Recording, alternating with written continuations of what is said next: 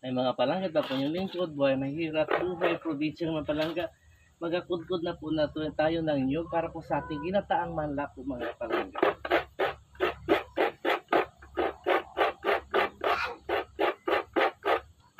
So, ganito lang po kasimple ang buhay po sa probinsya mga palangga. So, marami tayong tanim.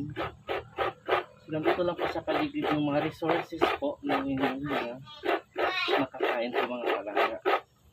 Kasi sa probinsya mga palangga, masipag lang po kayo, hindi po kayo magugutom mga palangga.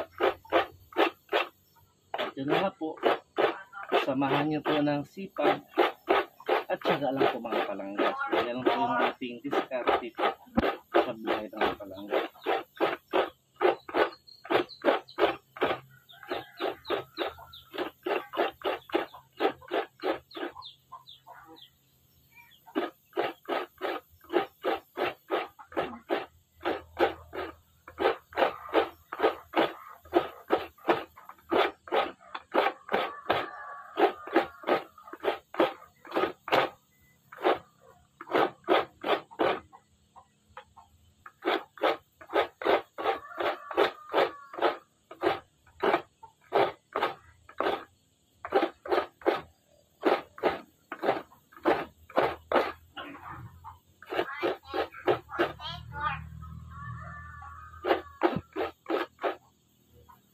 So, tapos na po tayong mag-output